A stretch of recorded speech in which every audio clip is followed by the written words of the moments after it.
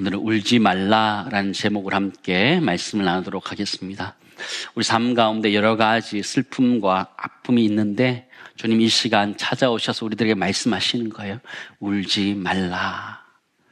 이 자리에 여러 가지 아픔 가운데 나와 있는 성도들에게 주님 한 말씀 하고 싶어 하는 거예요.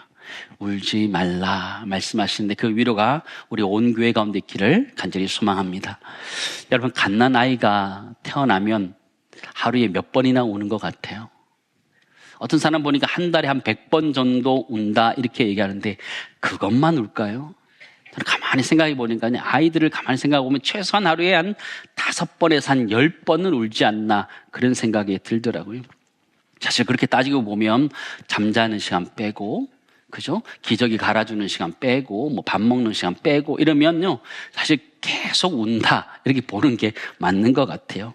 그러니까 칭얼거리는 것까지 생각하면 그냥 하루 종일 그냥 운다라는 것이 맞는 것 같아요. 그래서 사실 육아 스트레스가 생기는 거잖아요. 그러니까 엄마한테 우울증도 찾아오기도 하고 뭐 이명이석과 같은 일들도 일어나기도 하는데요.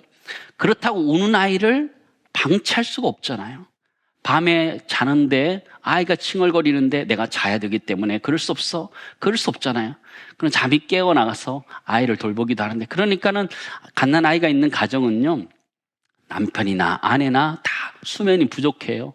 눈이 퀭해가지고요, 참 아이 키우는 게 쉽지 않다 그런 생각을 하기도 합니다. 그래서 아이가 울면 엄마가 나도 울고 싶다 그렇게 얘기하더라고요. 그죠? 애가 울면 사실 엄마도 울고 싶은 마음이에요. 왜냐하면 애도 처음이지만 엄마도 처음이라서 그저 나도 울고 싶은 것이 그런 마음이고요. 어떤 사람은 그래요.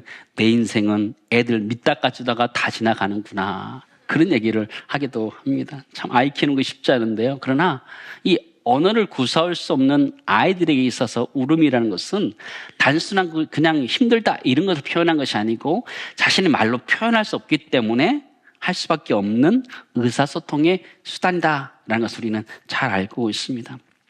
엄마들은 갓난아이들의 이 소리를 구별한다 그러잖아요. 애가 배가 고픈지 기저귀를 갈아줘야 되는 것인지 뭐 또 잠이 와서 그런 건지 구분한다. 그런데 다 구분하시지요? 예, 그러지 않는 분도 있는 줄 압니다. 그러나 엄마가 아닌 것은 아니니까 걱정하지 마시고요. 근데 울음이란 것은 우리 인간에게서 가장 기본적인 감정의 표현이기도 하고 의사 표현이기도 하다라는 것을 하나 우리가 꼭 기억했으면 좋겠습니다.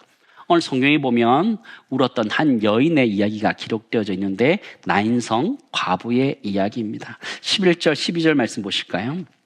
그 후에, 그런데 그 후가 언제일까요? 지난번 생각하면 이방인 백부장인 종을 말씀을 낫게 하신 그 이후에 이야기하는 것이죠. 예수께서 나인이라는 성으로 가실새 제자와 많은 무리가 동행하더니 함께 있습니다. 성문에 가까이 이르실 때에 사람들이 한 죽은 자를 메고 나오니 어머니의 독자요 그의 어머니는 과부라. 그 성에 많은 사람도 그와 함께 나오거늘. 그렇죠. 오늘 예수님께서는 제자들과 많은 무리들과 함께 나인한 성으로 들어가고 계셨습니다. 성문에 이르렀을 때 사람들이 죽은 자를 메고 나온 장면을 보게 되었습니다. 근데 이 죽은 자는 한 어머니의 독자다 이렇게 표현하고 있어요. 아들이 먼저 죽은 거죠. 너무너무 슬프겠죠. 근데 뒤에 보니까 그 어머니는 과부라 이렇게 표현한 것이죠. 그 당시 사회를 생각하면 남편이 죽고 하나 있었던 아들까지 죽었다라는 것은요, 자신이 삶을 의지할 수 있는 것이 아무것도 없었다 이런 얘기를 하는 것이죠. 룻기에 나오는 나오미와 같은 상황인 것이죠. 남편도 죽고 아들도 죽고 더 이상 자신이 의지할 데가 아무것도 없는 그런 상황이 펼쳐진 것이죠. 하나님의 절대적인 돌보심이 아니면 살 수 없는 이 여인의 모습이 오늘 등장한 것입니다. 하나밖에 없는 독자가 죽었습니다. 절망의 끝자락에 있는 한 여인, 울 수밖에 없는 것이죠. 한없이 울면서 아들의 시신을 쫓아 나오고 있는 한 여인, 그 모습이 오늘 등장합니다. 근데 오늘 본문을 여러분 영화의 한 장면이다라고 생각하고 한번 상상해 보시기 바랍니다. 그림을 한번 그려보셨으면 좋겠습니다. 예수님께서 산 중턱의 평지에서 말씀을 전하고 가버나움으로 내려오셨습니다. 이방인 백부장의 종을 말씀을 치유하시고 지금 나인성으로 접근해 들어오고 계십니다.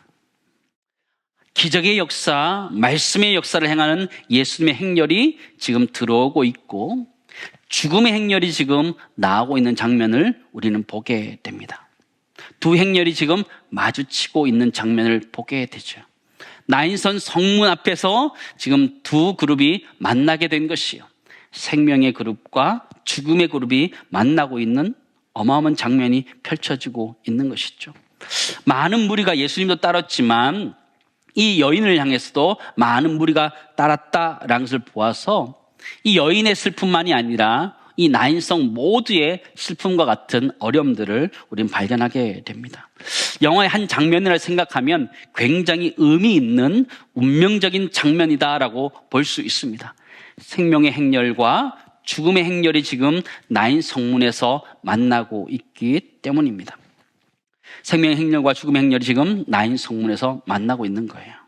생명을 가지고 성 안으로 들어가는 예수님의 행렬과 죽음을 가지고 죽음의 행렬로 성 밖으로 나아가려는 이 과부 한 여인의 무리와 만나고 있는 것이고 그들이 지금 성문에서 만나고 있습니다.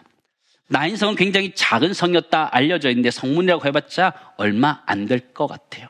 근데 그 성은 결코 작은 성문이었나? 아니요. 그렇지 않다라고 보여집니다. 왜냐하면 예수님께서 죽음의 행렬을 다시 바꿔서 생명의 행렬로 부활의 행렬로 바꿨기 때문에 의미 있는 것이다 생각되어집니다. 마태복음 7장 말씀 보실까요?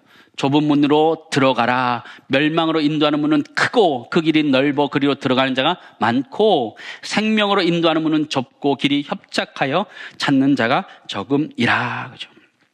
나인 성문은 실제적으로 아주 작은 문이었어요. 그러나 그 문은 결코 작은 문이 아니었어요. 죽음의 행렬이 생명의 행렬을 만남으로 말미암아 그곳에서 부활을 경험했기 때문에 결코 작은 문이 아니었다는 것이죠. 베들레헴 에버라도도 마찬가지였던 거죠. 작은 고을이었지만 결코 작은 고을이 아니었던 거예요. 왜요? 예수 그리스도가 나신 곳이었기 때문에. 우리가 걸어가야 되는 좁은 길은 결코 좁은 길이 아니라는 거예요. 왜냐하면 생명의 길이기 때문이에요. 예수 그리스도밖에 우리에게 구원 얻을 이름을 주신 적이 없다 말씀하셨어요. 세상 사람들은 그 길이 좁다라고 말하지만 결코 좁은 길이 아니라 그 길이 생명의 길인 줄을 믿습니다. 중요한 것은 우리가 생명의 길을 따라가느냐, 그것이 중요한 것이죠. 편안한 길을 쫓아가느냐? 아니요, 그게 중요한 것이 아니라 내가 생명의 길에 서 있느냐, 그것이 중요한 것이라는 것이죠. 오늘 본문의 말씀은 영화의 한 장면처럼 떠올려도 참 좋은 말씀이에요. 죽음의 행렬 가운데 생명의 행렬이 찾아오고 만나고 있는 장면이기 때문이에요. 이 사건은 예수님이 우리를 위하여 찾아오셨다는 것을 이야기해 주는 것이에요. 우리 인생이 70이요, 강간하면 80을 살아요. 이제 생명 연장되어서 90, 100세를 살아가는 시대가 되어서 그러나 우리 인생은 죽음을 향해 가는 존재들이에요. 이 청년이 죽었지만 이 청년처럼 우리 모두가 죽어서 들려서 나가야 되는 죽음의 행렬의 존재들이라는 거예요. 그러나 예수 그리스도가 이 땅에 오셔서 우리에게 생명을 허락해 주신 줄을 믿습니다. 우리에게 그 생명을 허락하신 그 사건을 우리에게 말씀해 주시는 거예요. 죽을 수밖에 없는 우리들, 죽었던 우리를 다시 살리신 생명이 우리에게 주어졌음을 이 본문은 우리에게 가르쳐 주고 있어요. 첫 번째 우리는 이렇게 정리할 수 있을 것 같습니다. 생명의 길 대신 예수님께서 어떤 길을 가고 있다고요? 우리가 죽음의 길을 가고 있는 우리를 찾아오셨다라는 것이죠. 주님이 우리를 찾아오셨어요. 이 땅 가운데 죄로 말미암아 죽을 수밖에 없고 한계를 가지고 있는 우리의 생명이 끝날 수밖에 없지만 예수 그리스도 이 땅에 오심으로 말미암아 그 나인 성문과 같은 아주 조그만 곳에서 우리를 만나주셨던 것처럼 우리를 만나주심을 말미암아 우리가 생명을 누리게 된 줄을 믿습니다. 우리가 생명을 누린 것이죠. 저는 고민하게 되었습니다. 하나님, 이 죽음의 행렬과 생명의 행렬이 만났던 장소가 도대체 어디입니까? 우리에게 있어서 나인 성문 같은 곳은 어디입니까? 생각했을 때 그곳은 바로 이 예배의 자리예요. 주일 예배의 자리라는 거죠. 주중에 세상 살아가면서 지었던 죄악들이 있지요. 죽음의 행렬들 따라갔던 우리의 모습들이 있지요. 죄악과 욕망 행렬들을 쫓아갔던 우리들의 모습이 있지요. 그 모습들이 이 예배의 자리에 나와서 생명의 말씀인 하나님의 말씀을 듣게 되고 생명의 주 되신 예수를 만날 때에 우리 안에 진정한 생명이 다시 일어나는 줄을 믿습니다. 이 예배의 자리가 나인 성문과 같은 자리라는 것이 우리 인생 가운데 때로는 절망 가운데 있을 수 있어요. 좌절 가운데 눈물 가운데 있을 수 있지만 이 예배의 자리에 나와서 생명의 말씀을 들음으로 말미암아 우리 안에 생명이 다시 한번 일어날 수 있기를 주로 축원합니다. 우리 안에 생명의 말씀이 들어가면 살아나는 거예요. 예수 그리스도가 우리 마음속에 들어오시면 살아나는 줄을 믿습니다. 그 생명이 우리 안에 주어진다는 것이죠. 주님이 이 여인을 찾아오셨던 것처럼 지금 이 시대를 살아가는 우리들에게 찾아오시는 거예요. 하나님의 말씀으로 찾아오시고 이 예배 시간을 통해서 예수 그리스도의 말씀으로 우리를 찾아오셔서 우리를 어루만지실 때에 우리 가운데 하나님이 주시는 회복과 치유 역사 있기를 간절히 소망합니다. 오늘 예수님의 특징을 보면요, 예수님께서 먼저 행동하셨다 이렇게 되어 있습니다. 보통의 경우 예수님께서 치유해달라고 할 때는 요청이 먼저 있습니다. 이방인 백부장의 종 사건을 보시면 이 이방인 백부장이 유대인 장로들에게 이 종을 좀 고쳐달라고 기도해달라고 요청하게 되지요. 유대인 장로들이 예수님에게 가서 이 종을 좀 고쳐달라 요청하지요. 그런데 오늘 본문의 말씀은 여인이 요청하지 않았음에도 불구하고 예수님께서 자발적으로 이 여인에게 찾아가서 이 여인을 치유하십니다. 죽었던 그 아이를 살리시고 있는 모습을 보게 돼요. 13절 14절 말씀 보실까요? 주께서 과부를 보시고 불쌍히 여기사 울지 말라 하시고 가까이 가서 그 관에 손을 대시니 맨 자들이 서는지라. 예수께서 이르시되 청년아 내가 내게 말하노니 일어나라 하시매. 사랑하는 성도 여러분, 예수님의 마음을 움직였던 것은 무엇일까요? 요청도 하지 않았는데 예수님께서 그 여인의 죽은 아들, 그 관이 위에 손을 대신 이유가 무엇일까요? 죽은 그 아이에게 청년아 내가 일어나라 고백한, 말씀하신, 선포하신 이유가 무엇일까요? 본문을 자세히 보시면 예수님께서 그 과부를 보시고 그래요. 그리고 뒤에 울지 말라라고 하죠. 예수님 보신 것이 있다면 이 여인의 눈물을 보신 거죠. 여인의 울음을 보신 것이죠. 여인의 이 울음은 강력한 요청이었던 거예요. 눈물을 흘릴 수밖에 없었던 이 여인의 안타까운 사연들이 그 눈물로 흘렀을 때에 주님은 보자마자 그것이 자신을 향한 요청이라는 것을 깨닫고 주님이 다가가서 그 아이를 살리고 있는 모습을 우리는 보게 되지요. 그렇다면 우리 인생에 흘리는 우리의 눈물도 하나님의 마음을 움직이는 줄을 믿습니다. 우리의 눈물이 하나님의 마음을 움직이게 한다는 거예요. 저는 이렇게 말을 만들어 보았습니다. 우리의 울음은 하나님의 헷세들을 움직이는 촉진제입니다. 하나님은 우리들을 향해서 언제나 긍휼과 헷세들을 베풀 마음이 되어 있는데 언제 그것이 촉진되느냐? 우리가 눈물을 흘릴 때에, 우리의 아픔으로 인하여 하나님의 간구할 때에 하나님의 은혜가 우리 가운데 임하게 되는 줄을 믿습니다. 하나님 위로가 필요하다면, 우리 인생 가운데 하나님 위로가 필요하고 하나님의 은혜가 필요하다면 먼저 울어야 되는 줄을 믿습니다. 울지 말라 말씀하셨지만 먼저 울어야 되는 것이 우리의 모습이라는 것이죠. 우리가 울 때 하나님의 은혜가 우리 가운데 임하고 있는 것을 보게 되죠. 사랑하는 성도 여러분, 우리는 살아가면서 하나님 앞에서 울어야 됩니다. 우리 갓난 아기가 울지 않는다, 병든 아이인 거죠. 그죠? 갓난 아이는 울 수밖에 없는 것이죠. 울음이라는 것은요, 우리의 울음이라는 것은요, 하나님의 그 마음, 하나님의 그 헷세들을 촉진시키는 촉진제라는 걸 기억하면서 하나님 앞에 울 수 있는 은혜가 우리 모두 있기를 간절히 소망합니다.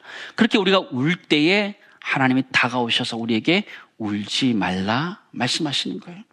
요한계시록 21장 말씀 보실까요? 새 예루살렘의 모습을 이렇게 표현하고 있습니다. 내가 들으니 보좌에서 큰 음성이 나서 이르되 보라 하나님의 장막이 사람들과 함께 있음에, 하나님이 그들과 함께 계시리니 그들은 하나님의 백성이 되고 하나님은 친히 그들과 함께 계셔서 뭐라 그래요? 모든 눈물을 그 눈에서 닦아주시니 다시 사망이 없고 애통하는 것이나 아픈 것이 다시 있지 아니하리니 처음 그들이 다 지나갔음이러라. 구원의 역사는요, 구원의 핵심은 무엇이냐면 하나님이 우리와 함께 하신다라는 것이죠. 하나님이 우리의 하나님 되시고 우리가 그의 백성이 되어서 그와 함께 하는 것, 그것이 구원의 핵심이고 복음의 핵심이에요. 그 복음이 우리가 뭐라 말씀하시는 거? 모든 눈물을 그 눈에서 닦아주신다 말씀하시는 것이죠. 주님 우리에게 말씀하시는 거예요. 울지 말라 말씀하시는. 때로 우리 인생 가운데 슬픔 때문에, 아픔 때문에 울 수밖에 없지만 우리가 울 때에 주님은 우리에게 다가오셔서 울지 말라 말씀하는 줄을 믿습니다. 하나님의 은혜가 이 여인에게 임했던 것이죠. 사람들은 그때 예수님을 큰 선지자다 이렇게 얘기합니다. 16절 말씀 보실까요? 다 같이 읽습니다. 모든 사람이 두려워하며 하나님께 영광을 돌려 이르되 큰 선지자가 우리 가운데 일어나셨다 하고 또 하나님께서 자기 백성을 돌보셨다 하더라. 아멘. 예수님께서 이 여인을 찾아오셨을 때 사람들은 큰 선지자가 일어났다 말하고 있는 거죠. 메시아가 오셨다 말하는 것이죠. 그러면서 뭐라고 그래요? 하나님께서 자기 백성을 돌보셨다 말씀하시는 거죠. 사랑하는 성도 여러분, 큰 선지자 이미 우리에게 오신 줄을 믿습니다. 나인성 과부에게 임하여 오셨던 것처럼 우리 가운데 임하여 오신 줄을 믿습니다. 그렇다면 우리에게 주님 동일하게 말씀하시는 거예요. 뭐라고 말씀하실까요? 울지 말라 말씀하시는 거예요. 모든 눈물을 내 눈에서 닦아주리라 말씀하고 있다라는 것이죠. 사랑하는 성도 여러분, 인생을 살아가며 참 눈물 지를 때가 참 많이 있습니다. 병들어서 힘들고 어려울 때도 그렇고 경제적인 부분도 그렇고 관계적인 면에서 참 울 수 있는 상황이 너무너무 많이 있습니다. 그때 울어야 됩니다. 특히 하나님 앞에서 울어야 됩니다. 하나님 앞에 우는 것은요, 하나님 나를 도와달라고 하는 강력한 요청이라는 것이죠. 우리가 울 때 하나님 우리를 돌아보시며 하나님의 은혜, 하나님의 햇새들을 우리 가운데 보여주시는 줄을 믿습니다. 그럴 때 우리 가운데 눈물이 닦여져 가는 것이죠. 그래서 한참 울어야 되는 상황인데 울지 마 이렇게 말씀하는 것이 아니라는 것이죠. 하나님의 은혜가 임해서 우리 눈에서 눈물을 닦아주시는 하나님 은혜가 있다라고 말씀하시는데 그 은혜가 우리 모두에 있기를 간절히 소망합니다. 두 번째 이렇게 정리할 수 있을 것 같습니다. 우리가 울 때 하나님의 헷세드가 우리 가운데 임하게 된다는 것이죠. 그리고 그 하나님의 헷세드로 말미암아서 우리 눈에서 눈물이 닦여진다라는 것을 기억하셨으면 좋겠습니다. 이걸 정리하면 이렇게 정리할 수 있을 것 같습니다. 우리는 하나님 앞에서 울어야 합니다. 사람 앞에서 우는 것이 아니라 하나님 앞에서 울어야 합니다. 그러면 그때 하나님의 헷세드가 우리 인생 가운데 나타나게 되고 그 헷세드로 말미암아 그 눈물이 그쳐지게 된다라는 것들을 우리는 깨닫게 됩니다. 오늘 성경에 나오는 이 과부는 눈물의 여인이었지만 그러니까 예수 그리스도를 만남으로 말미암아 그 눈물이 닦여지고 울지 말라 하는 이 말씀이 그대로 그 가정 가운데 임하게 됐던 것처럼 우리 인생 살아가는 데 가운데 여러 가지 눈물 지을 일들이 참 많이 있지만 주님의 은혜를 우리에게 보여주시면서 주님 말씀하시는 거예요. 울지 말라 말씀하시는 거죠. 큰 선지자 메시아가 이 땅에 오셔서 우리 눈에 눈물을 닦아주신다 말씀하셨는데 우리 인생 가운데 여러 가지 힘들고 어려움이 있을 때 우리 예수 그리스도를 다시 만남으로 말미암아 우리 눈에서 눈물을 닦아주시는 은혜가 있기를 간절히 소망하고 특별히 고난주간 이 부활절을 맞이하면서 예수 그리스도의 그 고난으로 말미암아 우리의 죄악과 우리의 고난과 우리의 슬픔들이 다 사라졌음을 기억하고 우리 인생이 다시 한번 회복하는 은혜가 우리 가운데 있기를 간절히 소망합니다.